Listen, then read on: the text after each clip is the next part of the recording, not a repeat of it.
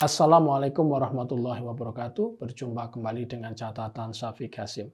Ada anggapan bahwa Amerika dan Israel sudah tidak menggunakan agama, negara sekuler dan ilmiah, namun tidak dalam hal perang melawan Iran. Mereka memproduksi agama supremasi Yahudi bahkan sebelum perang terjadi. Netanyahu selalu merujuk pada Bible dalam pemikiran perangnya. Netanyahu dalam memerangi Hamas, Hizbullah, dan lain sebagainya, dan sekarang Iran menuduh mereka sebagai bangsa Amalek. Siapa mereka bangsa Amalek? Bangsa Amalek adalah bangsa pertama yang menyerang Israel ketika mereka meninggalkan Mesir menuju tanah perjanjian. Amalek adalah cucu Esau yang menurut para nabi mewarisi rasa iri dan kebencian kakeknya Esau terhadap saudara kembarnya Yakub. Kebencian ini menurut para ahli studi Bible berakar pada kebencian kuno pada beberapa peristiwa dalam hidup mereka. Ketika ibu mereka bernama Rebeka masih mengandung anak kembar laki-laki, ia menerima firman dari Tuhan bahwa yang sulung akan melayani yang bungsu. Pemilihan ilahi ini dirujuk oleh Paulus dalam Roma 9.2, 10-13. Dan hal itu tumbuh menjadi akar kecemburuan di hati Esau. Alkitab menggambarkan Esau sebagai orang yang tidak saleh atau tidak beriman, yang meremehkan hak kesulungannya dan menjualnya kepada adiknya Yakub dengan imbalan semangkuk sup. Yakub menipu ayahnya Ishak untuk juga menerima berkat anak sulung. Semua peristiwa ini bergabung untuk menciptakan akar kepahitan dalam diri Esau yang membuatnya siap membunuh saudaranya Yakub. Bertahun-tahun kemudian kebencian ini menggerakkan hati Esau untuk mengerahkan 400 orang bersenjata untuk menyambut saudaranya ketika ia kembali ke tanah perjanjian. Yakub mengetahui kedalaman kebencian saudara kembarnya dan sangat khawatir akan istri dan anak-anaknya. Jadi pada malam sebelum pasukan Esau tiba, Yakub bergumul dengan Tuhan dan menjadi Israel. Sebagai jawaban atas doanya, Tuhan menyentuh hati Esau dan kedua saudaranya itu berdamai. Namun cucu Esau, Amalek, mempertahankan semangat iri hati itu dan menjadi musuh bebuyutan Israel sepanjang sejarah. Amalek sering muncul pada saat-saat kritis dalam sejarah Israel yang mengajarkan kita prinsip-prinsip penting untuk saat itu.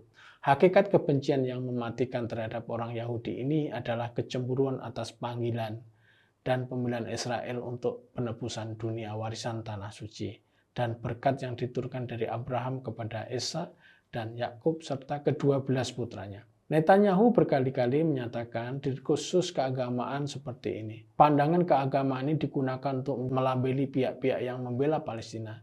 Netanyahu dalam sebuah wawancara mengatakan, "You must remember what Amalek has done to you, says our holy Bible." Kamu harus ingat apa yang Amalek sudah lakukan ke kamu, kata Bible yang suci.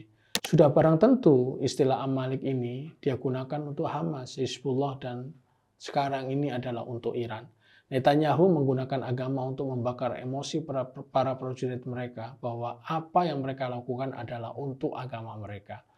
Dalam sebuah kesempatan tahun 2023, pada saat awal Netanyahu menyatakan, ini adalah perang antara anak-anak terang dan anak-anak kegelapan. Kita tidak akan menyerah dalam misi kita sampai terang mengalahkan kegelapan, kebaikan akan mengalahkan kejahatan, ekstremis yang mengancam kita dan seluruh dunia.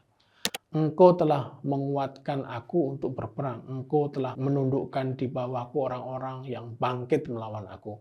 Netanyahu mengutip dari kitab Tanat Yahudi. Netanyahu juga mengutip, dengan kekuatan yang bersatu, dengan keyakinan yang mendalam akan keadilan perjuangan kita dan kekekalan Israel, kita akan mewujudkan nubuat Yeyasa. Kekerasan tidak akan terdengar lagi di negerimu. Kehancuran dan kerusakan tidak akan terdengar lagi di dalam perbatasanmu. Tetapi engkau akan menyebut tembok-tembokmu keselamatan dan pintu-pintu gerbangmu pujian. Semua ayat-ayat atau doktrin keagamaan ini digunakan oleh Netanyahu untuk menjustifikasi penghancuran Gaza. Netanyahu mengajak tidak hanya orang-orang Yahudi, namun juga orang-orang Kristen. Diskursus Amalek ini muncul kembali pada perang pengeroyokan Israel dan Amerika atas Iran. Lalu pihak Amerika bagaimana? Mari kita lihat retorika yang dipakai oleh pihak Amerika. Mike Huckabee, duta besar AS untuk Israel, mengatakan kepada komentator konservatif AS, Tucker Carlson, dalam sebuah wawancara, dia mengatakan tidak masalah jika Israel mengambil seluruh wilayah Timur Tengah karena menurut dia tanah itu dijanjikan kepada mereka di dalam Alkitab. Jelas pernyataan ini ingin memanipulasi agama untuk kepentingan okupasi. Sebagai bangsa yang mengklaim modern dan memisahkan urusan agama dan politik, mengapa untuk urusan kekuasaan dan ambisi teritorial kembali ke urusan agama? Bukankah seluruh bangsa dan negara di Timur Tengah dalam hukum modern itu sudah memiliki wilayah-wilayah mereka sendiri? Lalu jika semua dikembalikan pada agama, maka justru akan menjadikan semua ini sebagai perang agama. Memang gaya kepemimpinan fasistik itu hanya mau menang sepihak. Pihak Amerika dan Israel boleh menggunakan agama dan mereka mengklaim sebagai orang-orang tercerahkan, sementara mereka membunuh orang-orang sipil dan juga anak-anak.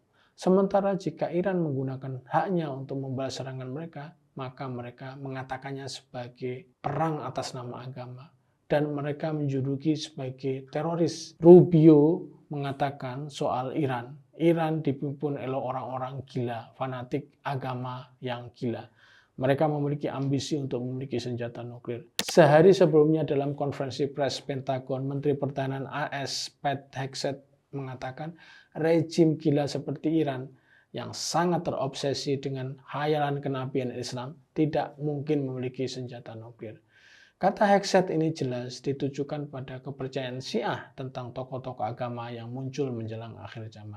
Apabila dibandingkan dengan Iran, mestinya Amerika dan Israel lebih berhak atas itu karena Iran hampir bisa dikatakan tidak pernah menyerang negara lain. Sementara Israel hampir tiap hari membombardir wilayah Gaza, Lebanon, Syria, dan sebagainya. Begitu juga dengan jumlah serangan yang dilakukan oleh Amerika atas negara lain. Apa yang ingin saya katakan di sini bahwa Israel dan Amerika sama sekali tidak menggunakan agama dalam perang adalah hal tanpa fakta. Mereka menggunakan agama secara intensif.